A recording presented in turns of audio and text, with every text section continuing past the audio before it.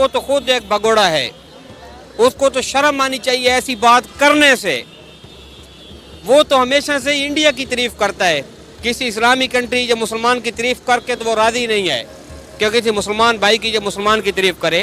दूसरी बात है, ये तो खुद भगोड़ा है, ये कैसे बात कर रहा है। हमारे मुल्क के अंदर किसी वज़ीर-ए-आज़म ने 5 से 10 साल नहीं लगाए, ठीक है। आप नरेंद्र मोदी को देख लें, वो कब से वज़ीर-ए-आज़म बना है। जब तक हमारे मुल्क के अंदर कोई एक लीडर 10 से 15 साल नहीं लगाएगा, वो कैसे हमारा मुल्क स्टेबल करेगा। सोचने की बात तो ये है। नमस्कार, प्रणाम, स्वागत है आप सभी का हमारे एक नए वीडियो पर। दोस्तों, आज मैं जो इस वीडियो में आपको जो ये वीडियो दिखाने जा रहा हूँ या फिर मैं ये ब्लॉग अपना स्टार्ट कर रहा हूँ, ये पाकिस्तान के ऊपर है। दोस्तों, आपको बता दें कि जो हमारे प्रधानमंत्री हैं, जो हमारे पीएम हैं नरेंद्र मोदी जी, उनका जलवा भारत में ही नहीं अपितु पाकिस्तान में भी कायम है। क्योंकि ये मैं नहीं कह रहा हूँ, ये खुद पाकिस्तानी अपने मुंह से कह रहे हैं। तो चलिए आपको दिखाते हैं उस पाकिस्तान का वो वीडियो जहाँ पर नवाज शरीफ के बाद और वहाँ पर नरेंद्र मोदी की बात की जा रही है। तो चलिए आप चलते हैं, जल्दी से उस वीडियो को आपको दिखाते हैं। देखिएगा पूरा वीडियो। इस वीडियो में नवाज शरीफ को ये कह रहे हैं, देखिए सामने पाकिस्तान के हालात अच्छे हो जाएंगे, वो तो खुद एक भगोड़ा है, उसको तो शर्म आनी चाहिए ऐसी बात करने से। कुछ नहीं कर रहा है न, वो तो हमेशा से इंडिया की तारीफ करता है, किसी इस्लामी कंट्री या मुसलमान की तारीफ करके तो वो राजी नहीं है कि किसी मुसलमान भाई की या मुसलमान की तारीफ करे। दूसरी बात है, ये तो खुद भगोड़ा है, ये कैसे बात कर रहा है। उसका जिम्मेदार कौम नहीं है, वो खुद है कि 3 दफा का प्राइम मिनिस्टर बना हुआ, के बारे में कहता है मुझे मौका दे दो। किस चीज का? अगर भाई खुसरा भी अगर चौक में दुआ करे ना खड़े होकर, या अल्लाह मुझे बच्चा दे दे, तो हो सकता है खुसरे को भी अल्लाह मुआवजे के तौर पे बच्चा दे दे। और ये चौथी मर्तबा कह रहा है मुझे फिर बैठा दो। मैं तो कहता हूँ डूब के मर जाना चाहिए बस। आपने बात की कि नवाज शरीफ 3 दफा हुकूमत में आ चुके हैं, लेकिन उन्होंने कुछ नहीं किया।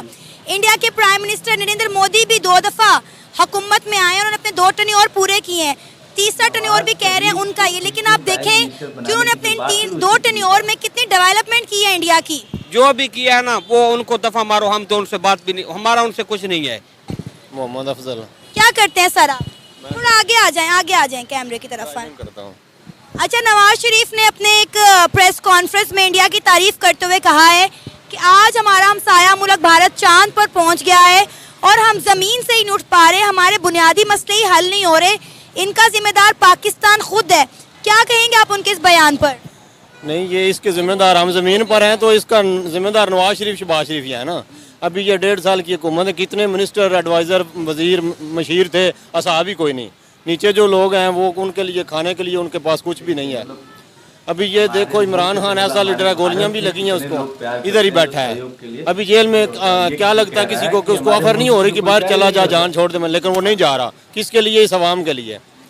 तो उसकी हुकूमत इनसे हज़ारों गुना बेहतर थी। अच्छा, हमने अक्सर देखा है कि नवाज शरीफ जो साहब हैं वो नरेंद्र मोदी की और इंडिया की तारीफ करते हुए नजर आते हैं। क्या वो इंडिया की तरक्की से जेलस होकर इस तरह की बातें करते हैं या उन्हें कोई और मसला है? नवाज शरीफ को उनके सारे कारोबार उनके साथ साझे हैं, काफ़ी सारी इनकी उनके पास इन्वेस्टमेंट भी है, इनकी मशीनरी भी उधर है, काफ़ी इनका सारा एक ही सिस्टम है इंडिया के साथ। याराने दोस्तियाँ अभी भी ऐसी हैं जो पहले थी, कोई नहीं बदला कुछ भी। लेकिन आप लोगों को ये फील नहीं होता कि हम एक वक्त था 77 साल पहले एक ही मुल्क था, एक ही कौम थे, तकसीम हिंद के बाद हम लोग अलग हो गए, हमने पाकिस्तान बना लिया।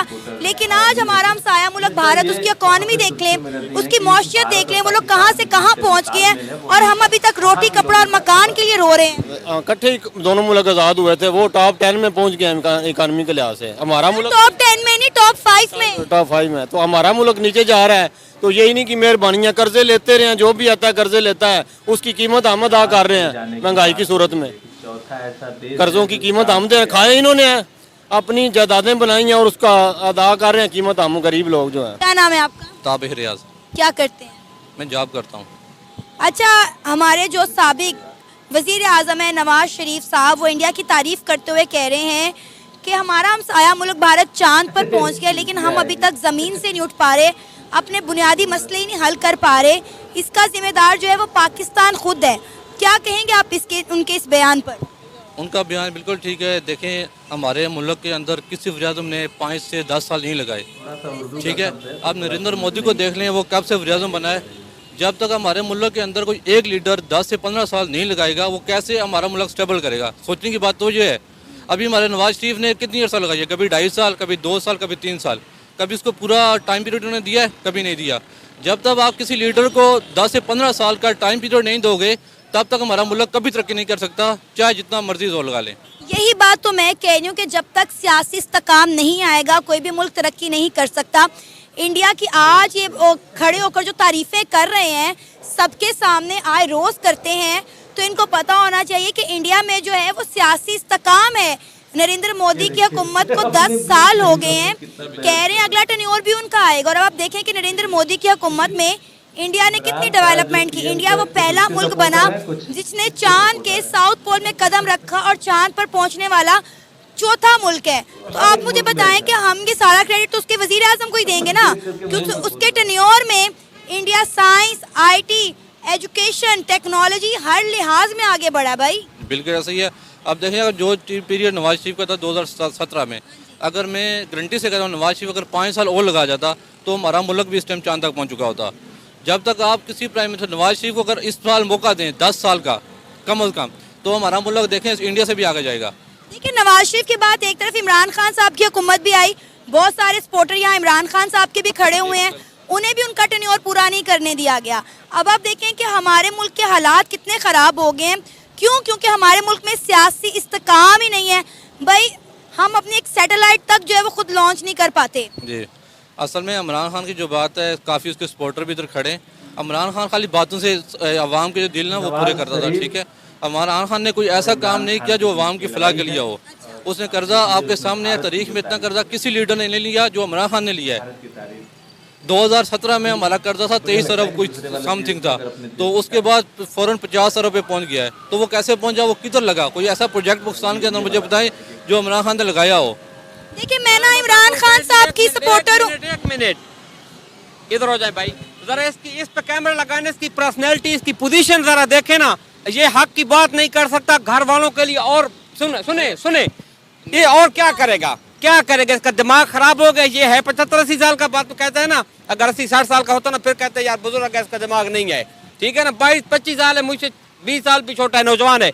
और यार तुम्हारा दिमाग ठीक है। इमरान खान ने जो हेल्थ का कार्ड का स्कीम किया ना 10 लाख का, सब पे पानी उसने फेर दिया कि एक मिडिल प्राइमरी क्लास का लड़का VIP हॉस्पिटल में इलाज करा रहा है, अपने गुर्दे का, अपने दिल का, ऑपरेशन का। ओ भाई तुम्हारा पता नहीं तुम किधर चले गए हो। मुझे लगता है आप पागल हो। खान मुझे लगता है खान वैसे दिमागी तौर पे पागल हैं, ठीक है। इमरान खान देखिए, अवाम का मेरी बात सुनो। अवाम इमरान खान का वो जनरेशन है, वो जनरेशन 2010 के बाद, जिसकी पैदाइश 2000 के बाद है ना, वो जिनका दिमाग काम नहीं किया, जिनको पता नहीं माशियत क्या चीज़ है, वो लोग इमरान खान के साथ होंगे। जिनको पता है कि हमारा मुल्क स्टेबल कैसे करेगा। जब तक हमारे मुल्क के अंदर कोई ऐसे प्रोजेक्ट नहीं लॉन्च होंगे, तब तक हमारा मुल्क कैसे तरक्की करेगा। अच्छा, मुझे ये बताएं कि नवाज शरीफ साहब के 3 टर्न्योर आए, उन्होंने 3 टर्न्योर में क्या किया सड़कें और पुल बनाने के अलावा? देखिए, मैं किसी की सपोर्टर नहीं हूँ, मैं एक सहाफ़ी हूँ। ना मैं नून लीग की सपोर्टर हूँ, ना मैं PTI की सपोर्टर हूँ, ना मैं किसी और पार्टी को सपोर्ट करती हूँ। देखिए, मैं हूँ अवाम की आवाज़। अवाम का कहना है कि ये सड़कें, ये पुल हमारा पेट नहीं भरते। हमें खाने के लिए रोटी चाहिए, आटा चाहिए, हमें नौकरियां चाहिए, हमें अपने बच्चों के लिए हेल्थ का निज़ाम चाहिए, हमें अपने बच्चों के लिए अच्छी एजुकेशन चाहिए। तो मुझे बताएं, जो इमरान खान का लीडर कह रहा था कि मैं 50 लाख घर दूंगा, 1 करोड़ नौकरी दूंगा, तो वो उसने क्यों नहीं दी? वो उस टाइम किधर था? नवाज शरीफ के दौर में कोई इस तरह बेरोजगार था? हर बंदा रोजगार में था। प्रोजेक्ट क्यों लगते हैं? प्रोजेक्ट में लोग रोजगार के लिए लगाते हैं। और जो मोटरवे बनती है, अगर GT रोड होती तो हमारे आने जाने की दुश्वारी कितनी होती या ना होती? मोटरवे भी हमारा एक हिस्सा है। पाकिस्तान में अंदर खुशहाली है। मोटरवे, इस तरह जो हाइड्रो के प्रोजेक्ट हो गए, ये हमारी जो ओरियन लाइन बनी है, ये दिन का 3 लाख कम बेश बंदा सफ़र करता है 40 रुपये में। क्या ये अवाम की सहूलत नहीं है? अच्छा, मुझे ये बताएं कि नवाज शरीफ साहब अक्सर इंडिया की तारीफ करते हुए नजर आते हैं। सिर्फ नवाज शरीफ नहीं, इमरान खान साहब भी इंडिया की फॉरेन पॉलिसी की तारीफ करते थे। देखें, जो तारीफ के काबिल है उसकी तारीफ करनी चाहिए। मुझे ये बता दें, आपके नज़दीक आप एक पढ़े लिखे नौजवान हैं, ऐसी क्या वजह है कि आज हमारा हमसाया मुल्क भारत दुनिया की 5वीं बड़ी इकॉनमी बन गया और हम आज रोटी कपड़ा मकान में ही उलझे हुए हैं? वही बात है ना, मैंने आपको पहले भी कह चुका हूँ, नरेंद्र मोदी ने 10 साल लगा चुके हैं हमारे मुल्क के अंदर। आने वाले 70 साल में अगर जब तक आप किसी प्राइम मिनिस्टर को टाइम पीरियड ज़्यादा नहीं दोगे तब तक हमारा मुल्क कभी तरक्की नहीं कर सकता। हम 2.5 साल लगाते हैं, उसके वज़ीर-ए-आज़म को हटा देते हैं। मैं अब उनका नाम नहीं लेना पसंद करूँगा। तो उसके बाद फिर आप देखिए हमारा मुल्क कैसे तरक्की करेगा। जब तक आप किसी मिनिस्टर को 10 से 15 साल देंगे पाकिस्तान के अंदर तो हमारा मुल्क तरक्की करेगा। उसके बाद हम उसके ऊपर सवाल भी कर सकते हैं, भाई तुमने 10 साल लगातार लगाए, तुमने मुल्क के अंदर क्या किया है। 2.5 साल आते हैं, उसके बाद नया वज़ीर-ए-आज़म आता है, वो अपनी पॉलिसियाँ बनाता है, दूसरा अपनी बनाता है, तो हमारा मुल्क कैसे तरक्की करेगा, मुझे ये बताएं। सोचने की बुनियादी चीज़ तो ये है हमारी। नहीं, बिल्कुल आप ठीक कह रहे हैं। जब तक हमारे मुल्क में सियासी इस्तेकाम नहीं आएगा, हमारा मुल्क तरक्की नहीं कर सकता। ये बात तो बरहक है। ऐसे ही है बिल्कुल। अच्छा, हमारे जो साबिक प्राइम मिनिस्टर है नवाज शरीफ, उन्होंने एक प्रेस कॉन्फ्रेंस के दरमियान जो है वो बयान दिया है। उन्होंने कहा है कि आज हमारा हमसाया मुल्क भारत चांद पर पहुंच गया, लेकिन हम अपने बुनियादी मसलों से ही नहीं निकल पा रहे, हम अभी तक ज़मीन से ही नहीं उठ पा रहे। इसका जिम्मेदार जो है वो पाकिस्तान खुद है, अपनी मौजूदा हालत के जिम्मेदार हम लोग खुद हैं। क्या कहेंगे आप उनके इस बयान पर? वो हम क्यों जिम्मेदार, वो खुद भी जिम्मेदार है। चलिए दोस्तों, आज मैंने आपको दिखाया है कि जो हमारे देश का जो जलवा है वो बाहर पाकिस्तान में भी कायम है। दोस्तों, इसी बात पर एक लाइक तो बनता ही है। अगर आप लोगों को वीडियो अच्छा लगा हो तो अपना सुझाव जरूर दीजिए, और चैनल को सपोर्ट करने के लिए एक सब्सक्राइब तो बनता ही बनता है। तो चलिए दोस्तों, फिर मिलते हैं नेक्स्ट ब्लॉग के साथ, नेक्स्ट वीडियो लेकर के आऊँगा इसी तरीके। तब तक के लिए आज के लिए बस इतना ही। जय हिंद, वंदे मातरम।